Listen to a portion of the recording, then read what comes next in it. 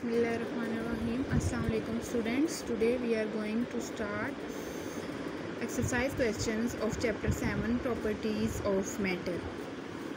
Our first question is how kinetic molecular model of matter is helpful in differentiating various states of matter. किस तरह से हमारा kinetic molecular model of matter की states को differentiate करने में help करता है. By finding density, solubility, motion of molecule, we can differentiate between solid, liquid and gas. Solid, liquid और गैस में हम किस तरह से डिफरेंस कर सकते हैं उनकी डेंसिटी, solubility और motion of molecules को फाइंड आउट करके. Kinetic molecular theory deals with the motion of particles of matter. Kinetic molecular theory जो उनकी है उसका किससे वास्ता है, वो किससे डील करती है, motion of particles of matter के मैटर के अंदर जो particles हैं उनकी motion से. Kinetic molecular theory is useful in describing the properties of solid.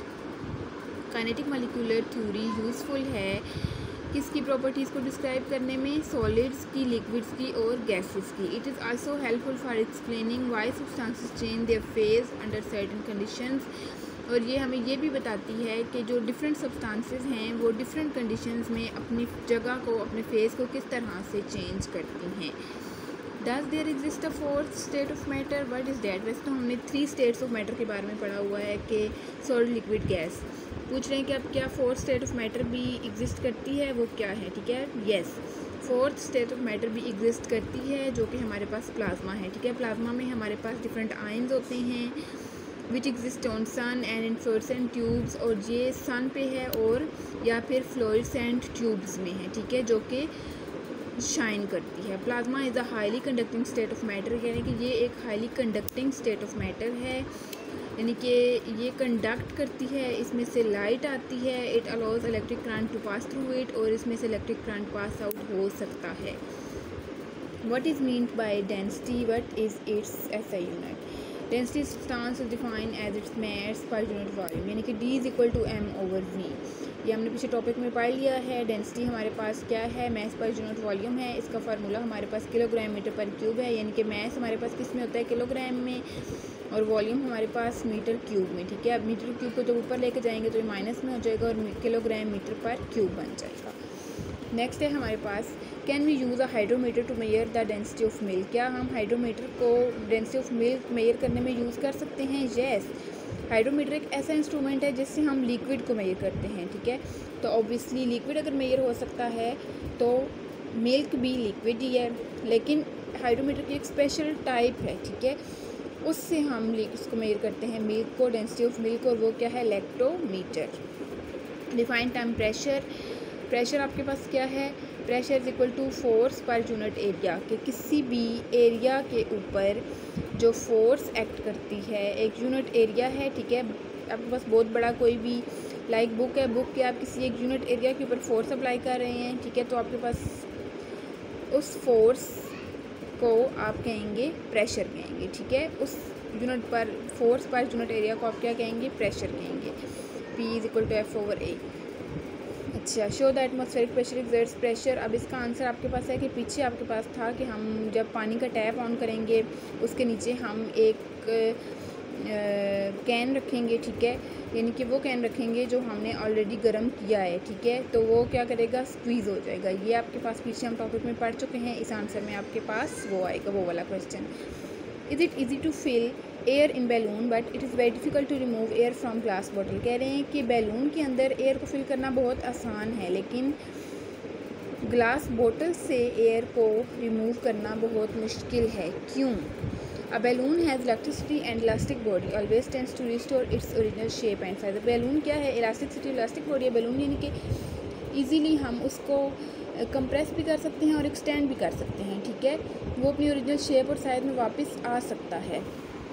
So it is easy to fill और remove air inside a balloon, इसलिए इसमें से हम इजीली बैलून को फिल भी कर सकते हैं और रिमूव भी कर सकते हैं. Air filled balloon has greater air pressure than surrounding air pressure, यानी कि एयर प्रेशर बैलून है उसकी सराउंडिंग, उसके अंदर जो एयर प्रेशर है वो ज़्यादा होता है. ठीक है, दैन सराउंडिंग एयर प्रेशर से, सराउंडिंग एयर प्रेशर की निस्बत. Glass bottle is rigid. Glass bottle क्या है, रिजिड है, यानी कि सख्त है.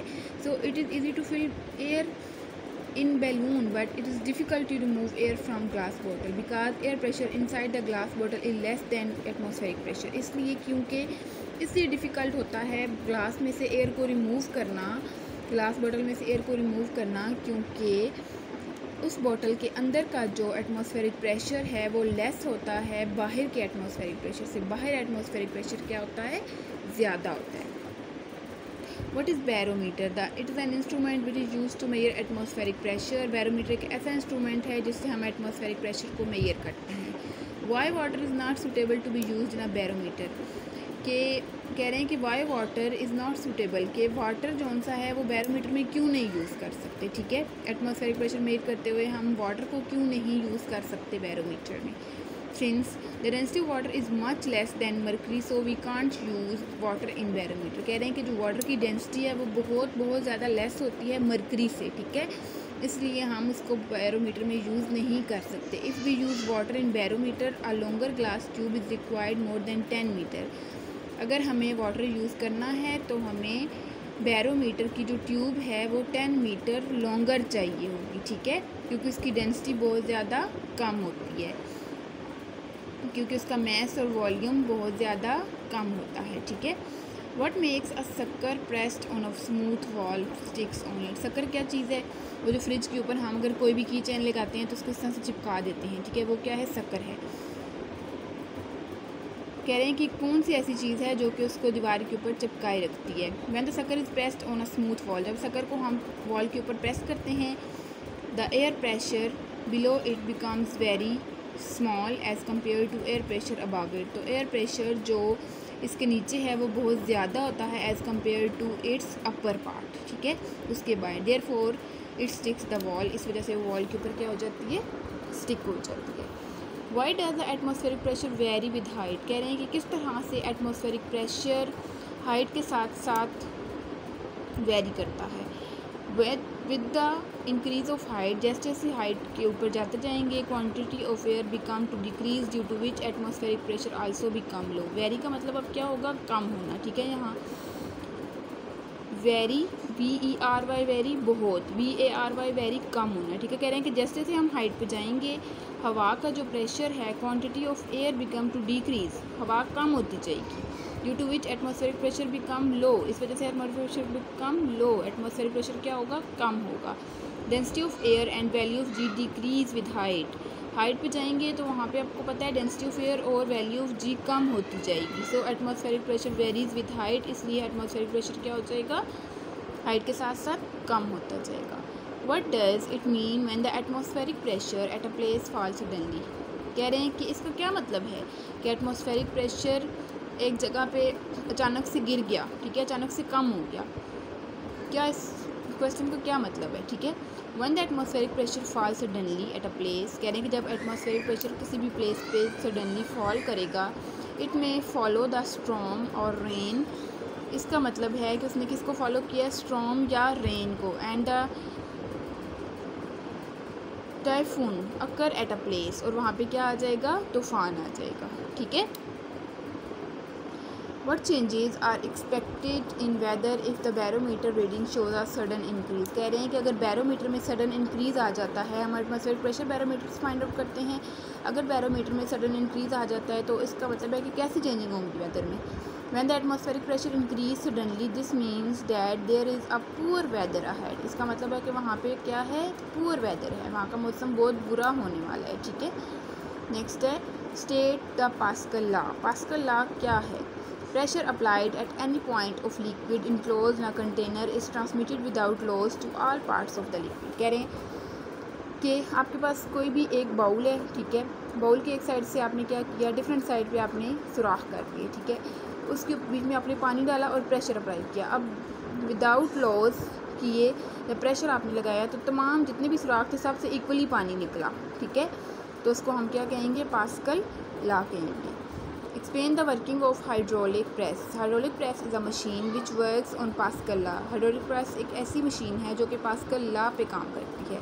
It consists of 2 cylinders of different cross sectional area. ये इसके 2 सिलेंडर होते हैं। ठीक है, और इसका क्रॉस सेक्शनल एरिया हमारे पास क्या है, डिफरेंट है। They are filled with piston of cross sectional area A and A, और इसमें 2 पिस्टन होते हैं, एक का इस तरह से, ठीक है, इस तरह से एक क्रॉस सेक्शनल एरिया ये है और एक क्रॉस सेक्शनल एरिया ये है। ये आपके पास क्या है, वर्किंग है हाइड्रोलिक प्रेस की। बाकी मज़ीद आप इसके पूरे टॉपिक को स्टडी करके इसमें आप डेरिवेशन और वर्किंग पूरी लिखेंगे।